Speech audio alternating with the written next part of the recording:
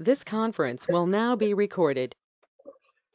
Hello, and welcome to Coffee with the Commission. Today we'll be discussing the 2021 legislative session. And joining us, we have WMC Legislative Liaison and Public Information Officer, Stephanie Mason. Stephanie will provide an overview of the 2021 legislative session and any items that may affect you. We'll then use the rest of our time to answer your questions. Now, this forum is meant to be as interactive as possible, so please feel free to turn on your camera, but remember to keep your line muted when not speaking. You can also write your questions in the chat box if you don't feel like unmuting yourself, and I'll ask them for you. And just so everyone understands, we cannot discuss specific licensing applications, open cases, and ongoing investigations in this forum. So with all that said, I will turn it over to Stephanie. Great, thanks, Jimmy. So to ensure that we're all on the same page, I'm going to start the presentation at a high level with some basics and concepts, and then move into a more detailed description of how the Commission fits into the legislative process of the Department of Health, and conclude by covering bills that we watched this session and those that will be impacting the medical profession in our state.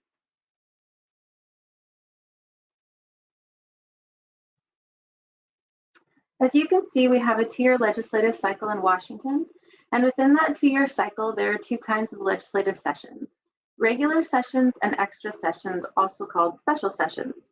This year, we only had a regular session. Regular sessions are mandated by the state constitution and begin on the second Monday in January. In odd-numbered years, the session is 105 days. In the even-numbered years, the session is 60 days. The session is run on a series of deadlines called the cutoff calendar. Bills must make these deadlines in order for them to pass. These cycles and deadlines influence the budget-making process. At a very high level, there are three proposed budgets that become one final budget: the governor's proposed budget, the House and Senate proposed budgets.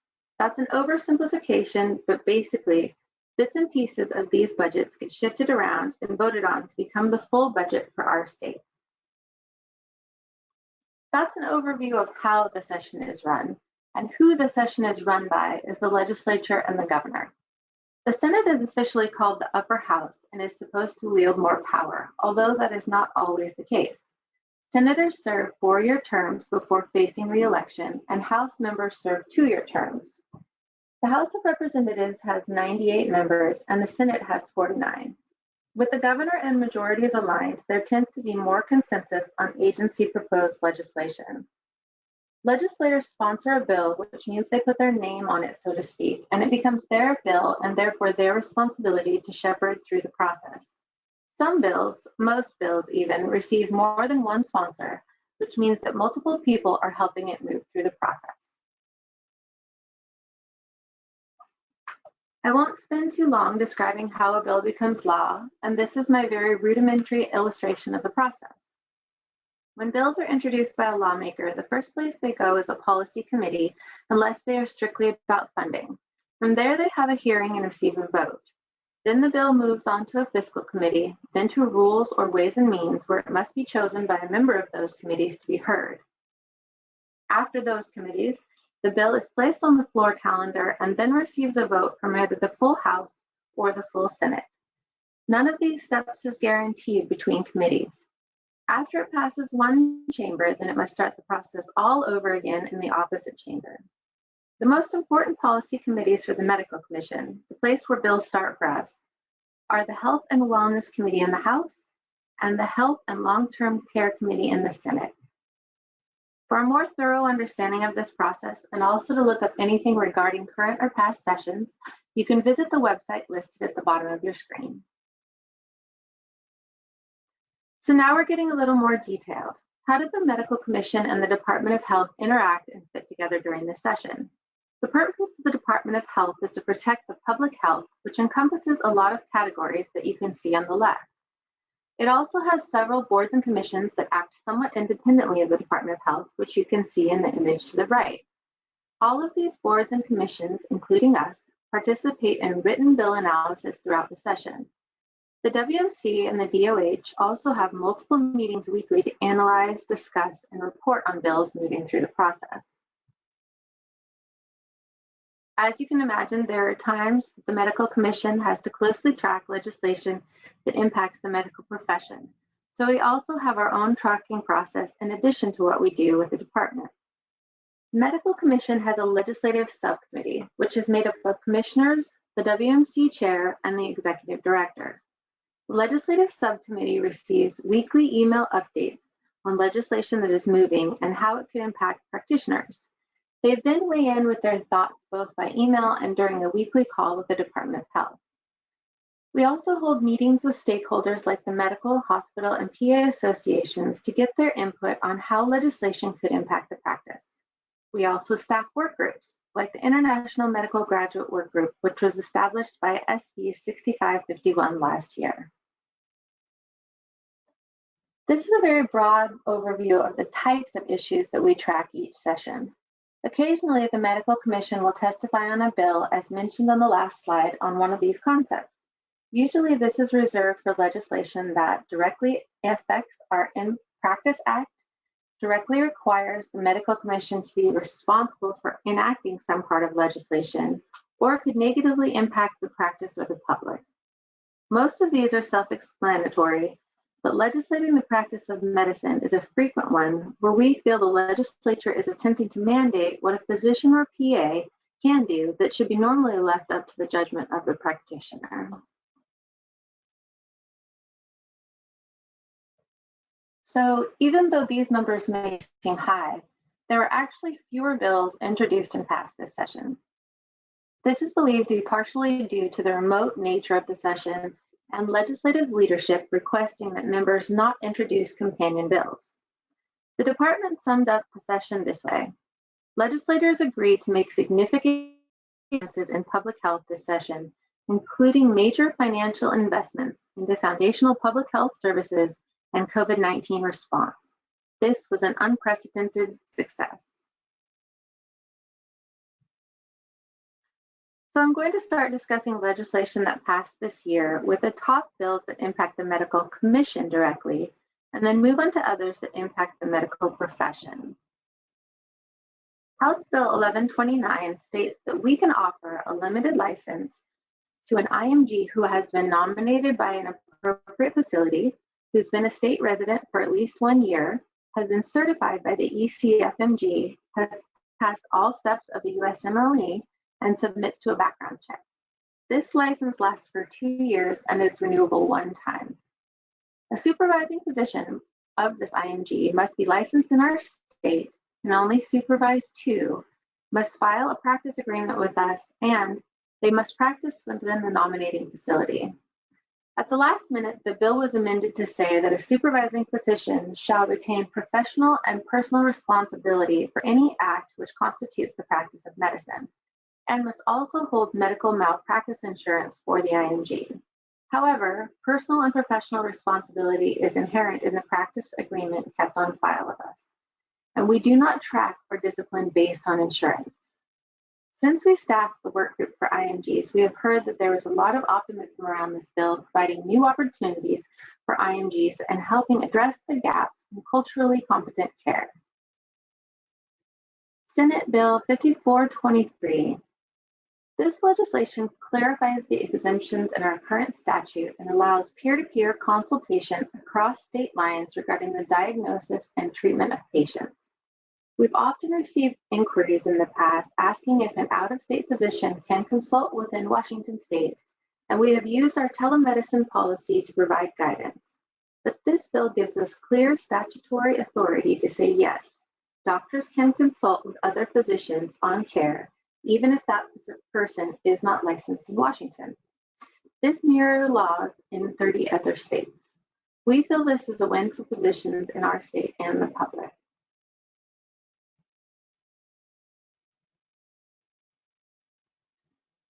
Senate Bill 5092 is the budget bill.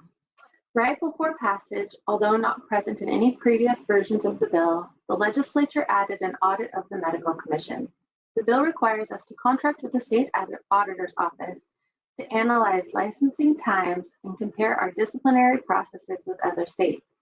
While this is not something we were planning, We believe this audit will actually demonstrate the good work the Commission does, especially comparatively to other states. As was the case with other boards and commissions, the COVID-19 pandemic highlighted elements of our process that needed to be expedited, and the Commission has taken steps to do so.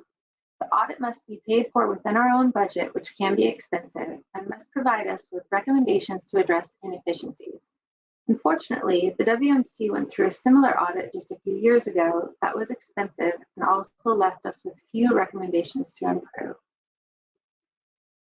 Senate Bill 5229 requires that by January 1st, 2024, the Department of Health, in consultation with boards and commissions, adopt rules establishing minimum standards for continuing education programs that address bias, racism, poverty, and other elements that manifest as health inequities. These CME can count towards those that are already required and therefore do not increase the amount of CME practitioners have to take. The WMC must provide licensees with information on courses that qualify and other relevant dates and requirements after the rulemaking is completed in the next 3 years. So let's dive into some legislation that passed this session that impacts not only the Commission, but the profession. House Bill 1196 changes the billing statute so that health insurers must reimburse providers for healthcare services provided through audio-only telemedicine under the same conditions as only previously applicable to audio-video. Some things to note in this bill. 1, it requires a provider obtain consent from the patient before the audio telemedicine visit in order to bill for the service. And 2, the doctor-patient already must have an established relationship. Advocates for telephone medical services tried to have that second requirement removed, but the legislature kept it in. Also included in the bill is a study on aspects of telemedicine, such as reimbursement, access, best practices, cost to physician, and the need for that established relationship. House Bill 1378. The purpose of this bill, as stated by legislative testimony, was to allow medical assistants to provide care in rural areas in eastern Washington via telemedicine. The bill, is plainly stated, allows a medical assistant assisting with a telemedicine visit to be supervised by a healthcare practitioner through audio and video. This bill passed without opposition. Senate Bill 5195 requires that ERs now must provide before discharging a patient with naloxone. As you can see, behavioral health agencies are also mandated to get medication into the hands of the patient. Of particular note, this bill may be seen again. It's the second time the concept has been introduced. The first version of this bill held practitioners liable for co-prescribing and added sections for discipline for non-prescribing under the UDA. Also included healthcare authority and Medicaid have to reimburse hospitals for the reversal medication. In Senate Bill 5410, allows an individual to sue the hospital or healthcare entity if they are denied these services and mandates that a practitioner cannot be fired, demoted, suspended, or disciplined for performing these services. Unfortunately, there isn't anything provided to practitioners as recourse for having this happen. This is another bite at the apple, so to speak, for protecting these pregnancy and miscarriage-related services.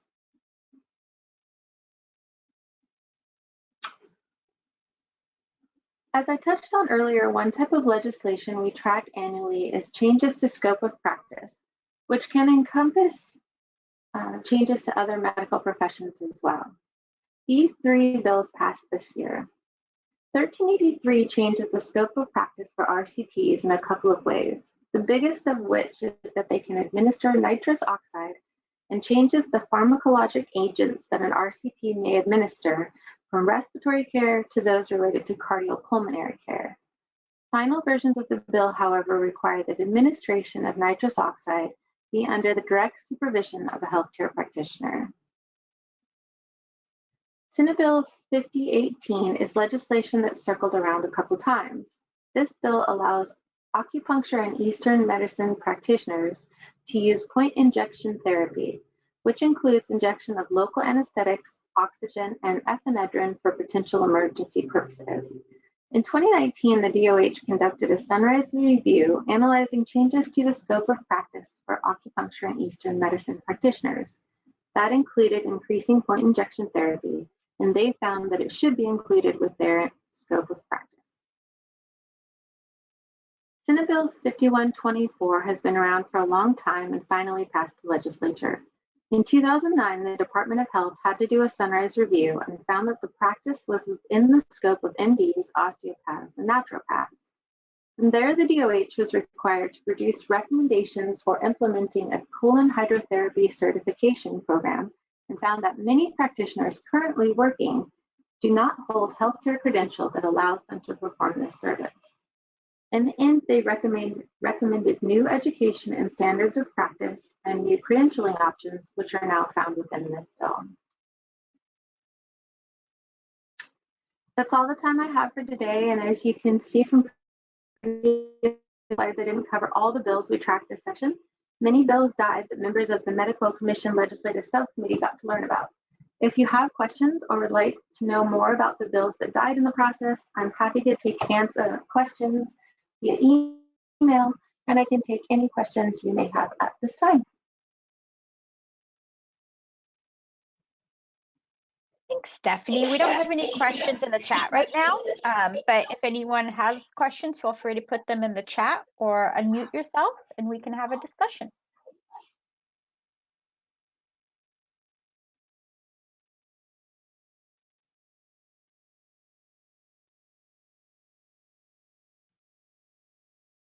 Stephanie, I know the legislature was kind of on a hybrid model this year due to COVID. Do you think that's going to continue in the future? Did that seem to work well? Yeah, a lot of legislators talked about how they appreciated it. Eastern Washington legislators have to come over the mountains and live here. So having it at a distance, I think, was really beneficial for some of them. So I don't know, it's a new world. I think that it's a little bit harder to be on the opposite side since you don't get to have face-to-face interaction with legislators, which is important. So we'll have to see.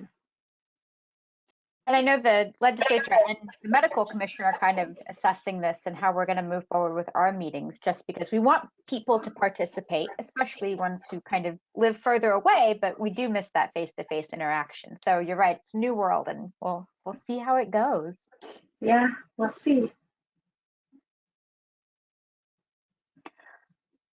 Well, we don't have any questions, so I'll let everyone get back to their day. But if you do have any questions, please feel free to follow up with Stephanie or myself.